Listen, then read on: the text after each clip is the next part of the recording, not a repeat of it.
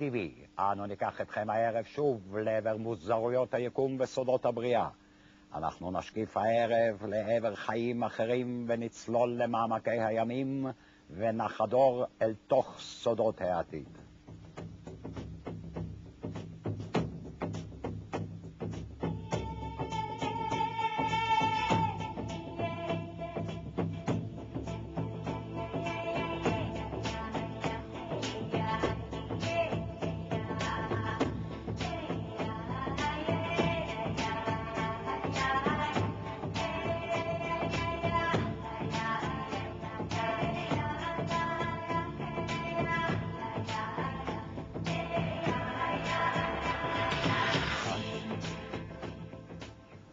וכמובן, צופות וצופים יקרים, אין אנו ממליצים על דבר. אנו רק מציגים בפניכם תורות, פילוסופיות ודרכי טיפול שונים.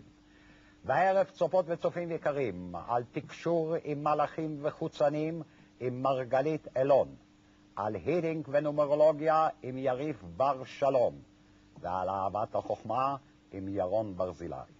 שלום לאורחת הראשונה שלנו, מרגלית אלון. שלום לך, ערב טוב לך. מתקשרת והילרית. איך זה הולך ביחד, ההילינג והתקשור? זה הולך מעולה ביחד. קודם כל את ההילינג אני קיבלתי בתקשור. לא למדתי, לא הייתי בקורסים, לא באתי מרוחניות. מעולם לא עשיתי מדיטציות לפני כן. פשוט, פתאום? out of the blue, באתי מתחום של חינוך בגיל הרך, כן. 25 שנים, ונפתחו לי השמיים. מעניין. אז איך פתאום קיבלת את ההילינג? ספרי לנו על אותו יום שפתאום קיבלת את ההילינג.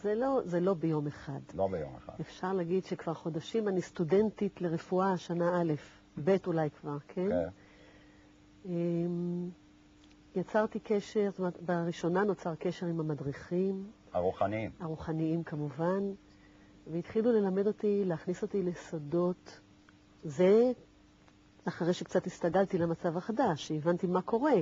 כי אני גם לא היה לי רקע קודם, לא הבנתי, לא ידעתי שיש מדריכים, לא הבנתי מי מדבר אליי. ופתאום הם באו. פתאום הם באו. איך הם נגלו לפנייך? הם הציגו את עצמם, אמרו שלום. הם דיברו. יש תהליך, בוא נגיד, זה התחיל עם קול ששמעתי עם מסרים של איזשהו בחור שנפטר, כמה זמן לפני כן, והוא היה איתי כמה ימים וניסה להעביר מסרים למשפחה. ככה זה התחיל. לפני כמה זמן זה היה? לפני 7-8 חודשים. די חדשה במקצוע. כן. חדשה וותיקה, כי כל יום בדבר הזה זה עולם ומלואו. כמה מורים מדריכים יש לך עכשיו? בעצם השמיים פתוחים ואני יכולה לתקשר עם כולם ולקבל הדרכה מכולם. זאת אומרת, אם זה מדריכים, אם זה מלאכים, אם זה חוצנים, להגיע גבוה למעלה, לכל הכיוונים, קבוצות ריפוי שעובדות ועוזרות לי. מי הם? תגידי, את יודעת מי הם? כן, בהחלט. מי? את יכולה להגיד לנו אחד? כן, יש לי קבוצה שנקראת מרכבה, קבוצה שנקראת אהבה בוו. מי הם החבר'ה האלה באהבה? קבוצה שנקראת לב, קבוצת אדווה, יש קבוצת היות שהיא אינפורמטיבית, רק לאינפורמציה. אם אתה רוצה לדעת על הבורסה, בוא אליי. כן. באים אנשים להתייעץ. תגידי, ואת יודעת מי הם? אלה מלאכים, אלה קבוצות שזה הייעוד שלהם, והורכבו למטרה הזאת כדי לעזור. לעזור בריפוי. עכשיו הם פה? יש מישהו פה? כרגע... מי? קבוצת אהבה, קבוצת היות, יש פה גם כמה חוצנים, והמדריכים הקבועים שלי, שזה רחל, יעקב ויוסף. כולם פה עכשיו? כן. קבוצות הם כל הזמן איתי, כל הזמן איתי, יום ולילה. עכשיו תגידי, מה את יכולה לבקש מהם, מהקבוצות האלה? לבקש? זאת אומרת, איך את עובדת איתם? מה את עושה? טוב, מעבר לזה שאני עדיין מתפתחת ולומדת והם מלמדים אותי כל יום דברים חדשים. פשוט לא יאומן, זה מדע בדיוני, זה פשוט קשה להאמין. מה למדת היום? היום מה למדתי? היום פגשתי אותך ולמדתי הרבה. כן. אבל בדרך כלל, הכל. אין הגבלה פשוט. כמו שאמרו פעם שהשמיים הם הגבול, עכשיו גם השמיים כבר לא הגבול. ומה את עושה עם זה? אני מרפא, באים אנשים לטיפולים. מגוון גדול מאוד של בעיות גופניות, ועל רקע רגשי, ועל רקע פסיכולוגי, וגם על דברים שנחשבים לפסיכיאטרים, אבל יש להם היבט אחר אצלי. יש אנשים שבאים רק לייעוץ, להתייעץ, רוצים לדעת גם עבר, גלגולים קודמים, עתיד, מה יהיה עם הילדים, איפה להשקיע, הכל אפשרי.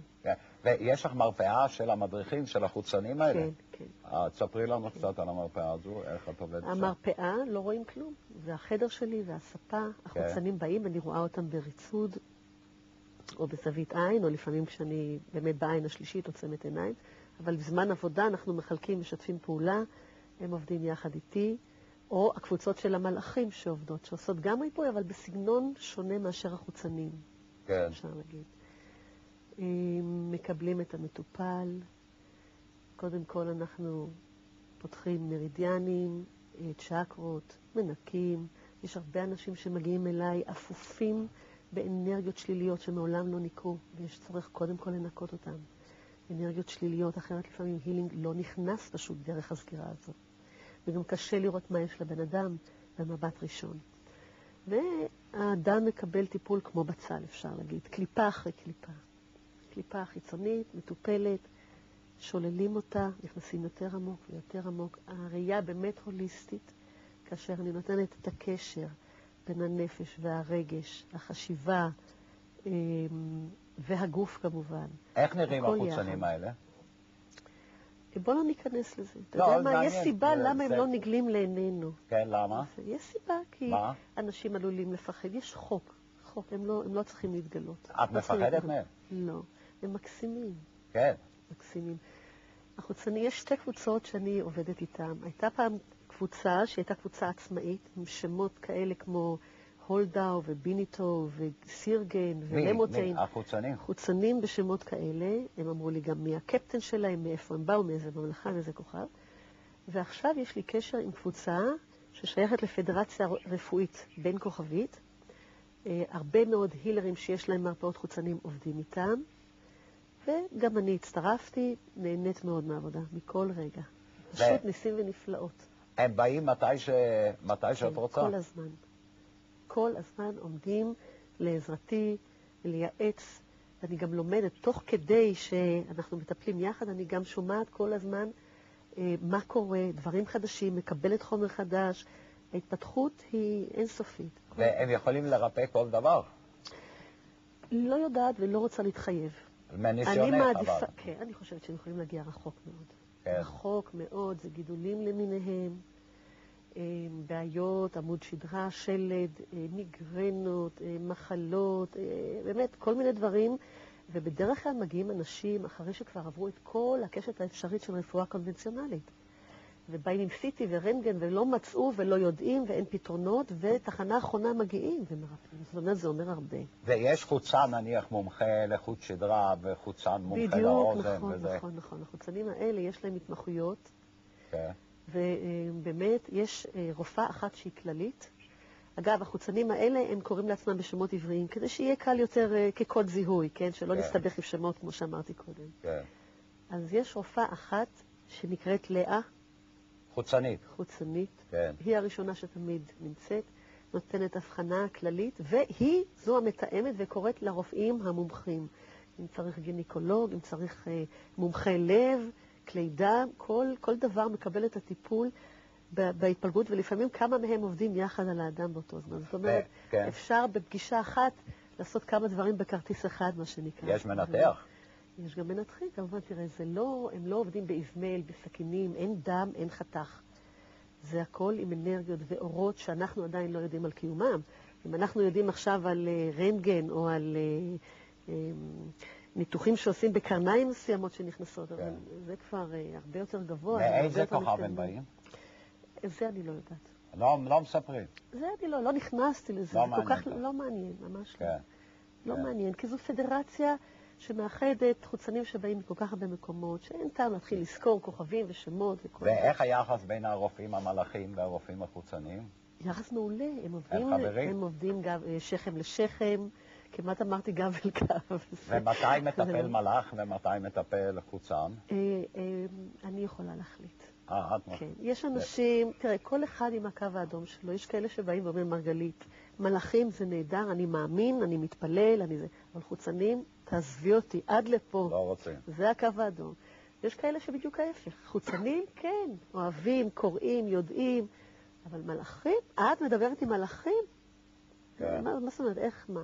אז כל אחד מקבל את הטיפול שלו, כפי שנתפר עליו, לפי רצונו.